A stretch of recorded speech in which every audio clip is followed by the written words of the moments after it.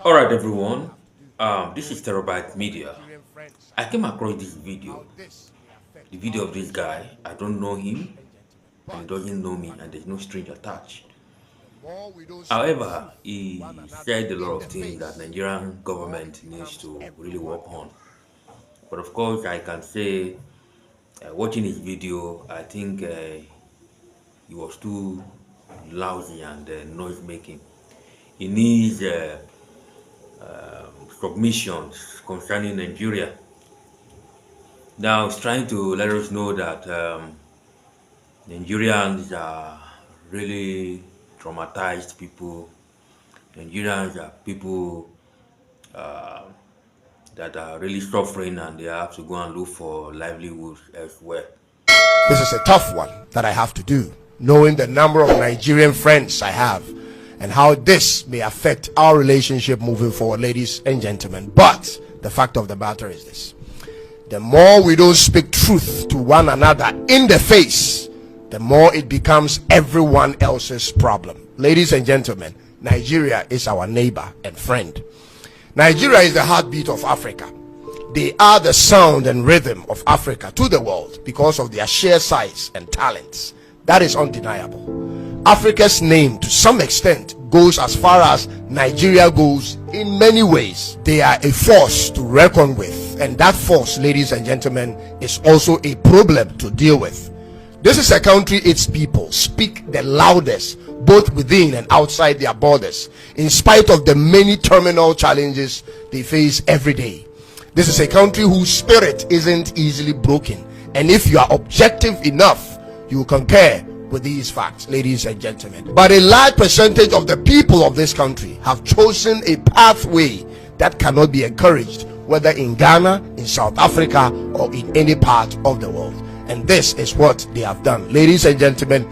They have given up on the fight to fix their own country and resorted to looking for what they couldn't achieve or cannot achieve in their own country, in other people's countries. And ladies and gentlemen, this shouldn't have been a problem because every other African country actually does it, except that they are looking for this success by any means necessary and in the shortest possible time. This is the canker that plagues majority of young Nigerian immigrants anywhere they go. Shockingly, ladies and gentlemen, they are of the view that people outside of their country are not as driven and aggressive towards becoming successful as they are, not knowing that it is those same tendencies that's made their country the mess it is in. Many of them are therefore driven into all sorts of illegal enterprises anywhere they settle, getting rich by all means necessary in the shortest possible time. This is what Nigeria is being known for now. Who doesn't want this? But is that acceptable? It has gotten to the point that they don't care how a person makes their money, so long as the person makes their money. But you and I know that that's not how it's understood in other places. Nigeria, your people are running from your country as though the entire country is at war. Both men and women, young and old, to every other country. You have now become Africa's most emigrated country, meaning you have the largest number of people living abroad compared to any other African countries. This was true 20 years ago, ladies and gentlemen, and same today, and the number isn't slowing down because the factors that causes this is still expanding. Your social media content creators who indulge in politics are either doing it with comedy to trivialize the repercussions of their words, or are doing it outside of your country for fear of their lives. Almost every well-meaning person who speaks truth to issues in Nigeria lives outside of Nigeria. Fear and terror have hijacked your country at every front. There is no non-politician fighting for the change that can bring a difference in your country anymore. Almost every relevant voice in your country is either silenced or paid at this point. Therefore, the fight other countries have to put in to attain the peace you see and desire is what you have denied and declined. It doesn't work like this, Nigeria. Instead of trying to make yourselves relevant in other countries, instead of trying to insert yourselves into the social fabric of other countries by all means necessary. How about this? How about you go back home and build your country? You have a country that could use a lot of the smart people. How be it, ladies and gentlemen, that the ones who claim to be smart are leaving or have left the country, ladies and gentlemen. Now, looking at the video from that man, he seems to be talking out of point. Of course, a lot of people may disagree with me. One, Nigeria is undergoing some form of structural reform. There's a currency flotation and there's a total removal of subsidy. What do you expect?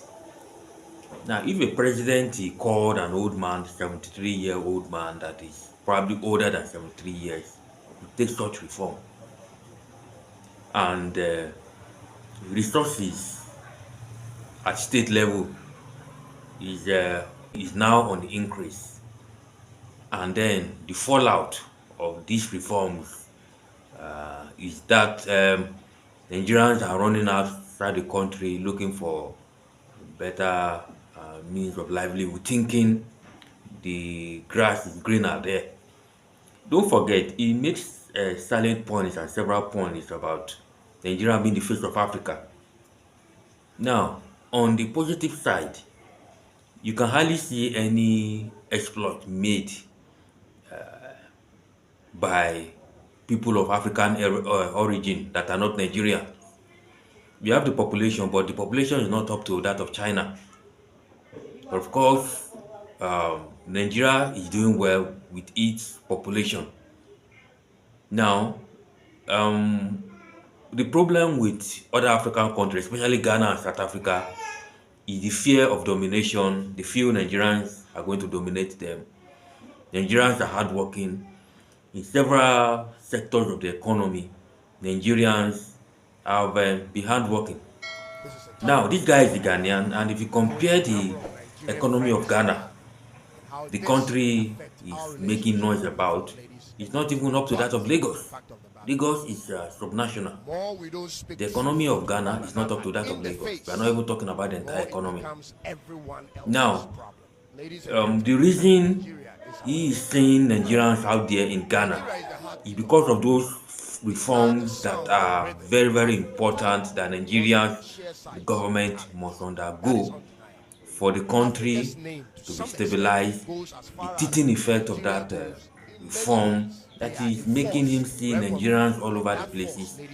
But of course, the truth will always remain that the grass is not greener in other parts of Africa. And if you situate this context properly, the Igbos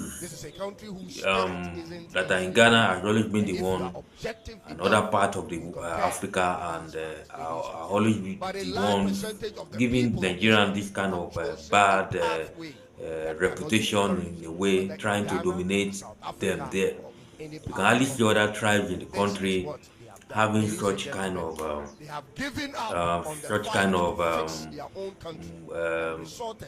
do I put it now? Such kind of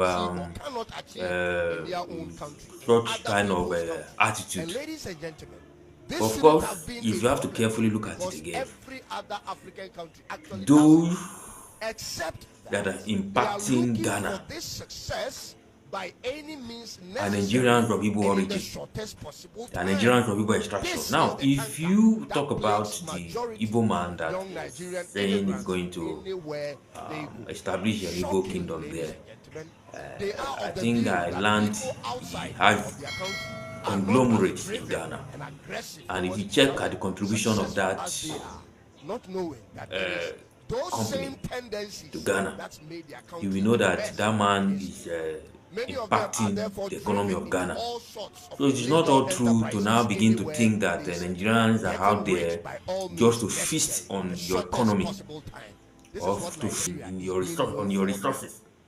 Nigerians will continue to make progress while we urge our government here to work hard to ensure that Nigerians stop trooping out of the country.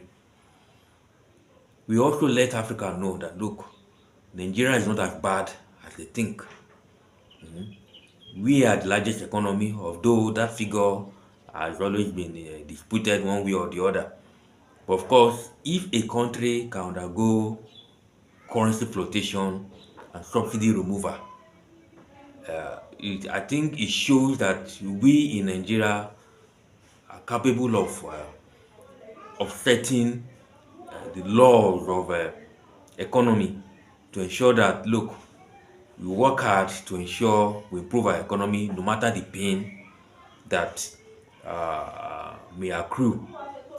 I will leave you to watch the remaining of that video, and then I will, in my subsequent video, I'm still going to talk about this guy. I'm going to take him on. Run, Mr. President, you must be busy. Your ministers of state and the members of parliament and all don't have to compromise on any level for this man. The Igbo man is a foreigner on our land and not a royal. He can be a king amongst his people in Ghana, but that shouldn't be carried out onto our own people. And ultimately, this is what I want to say to Nigeria. Claiming the giant of Africa status for yourselves is not in words but in deeds. Be the giant at home first of all. Go home and begin the process of everything you are looking for out there. Go home and get it started. You have the men, you have the resources and the attention of the world. What you need is to direct it to where the problem originates. The problem is not in the system of Ghana or South Africa or how any country treats you, because those systems were not built for you. The problem is with your own broken system. You have the financial muscle to mobilize the needed funds for this cause if you choose, but that will be when you make that decision to choose to go and save your country.